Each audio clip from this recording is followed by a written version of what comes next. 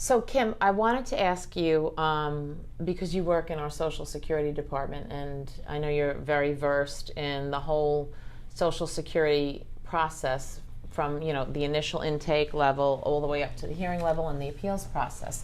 How is it working now? Because Social Security is essentially all virtual at this point, correct?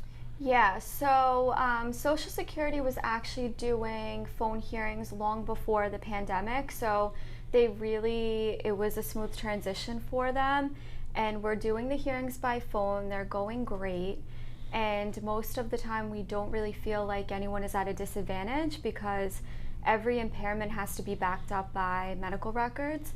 So, the judge is really looking at it the day before and really coming to, a conclusion probably before the hearing anyway, even when we were in person. Okay. So, yeah, essentially it's based on, the medical records that have Only been the medical developed. records, yeah. Right, that have been developed by our office. Right. And I know that one of the concerns people have is, just in terms of having an attorney, I guess the benefit is having a staff that can fully develop their medical record to ensure that hopefully there is success at getting approved at the initial level. Yeah, so the thing is that with Social Security, you need to know exactly what medical records are needed, from what time period. It can be very complex. We deal with all different kinds of cases. And basically, without an attorney, you may not be guided correctly, and Social Security, they really can't, develop your record the way that we can. We're also local, so there are a lot of firms that are all over the country, and they might not know that, so and so is with Stony Brook, so we're familiar with the doctor's offices. We develop your record completely so that it's ready for the hearing. We know exactly what to get. We follow up. If we have to, we'll let you know if there's an issue. So that's just a service that you wouldn't get from not only a lot of other firms, but definitely not without an attorney.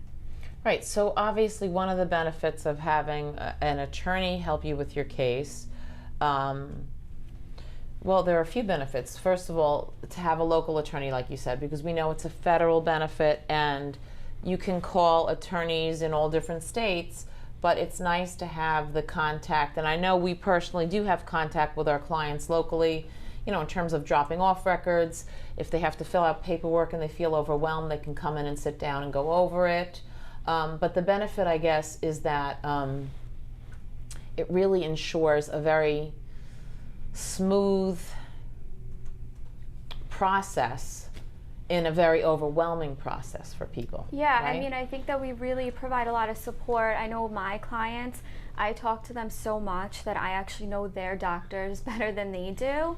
So when, someone calls and they say, I went to Dr. So-and-so, you're not getting a call center or someone that doesn't know your case. When you're assigned to someone, if you come to us at initial, we have you from initial through the hearing.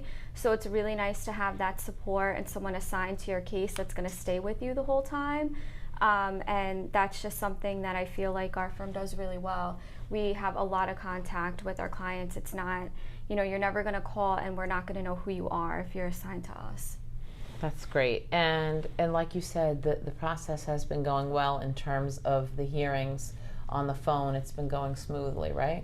Yeah, so I love it actually because the local hearing office, the hearing rooms are on the 7th floor, not second. Mm-hmm. They're on the 7th floor.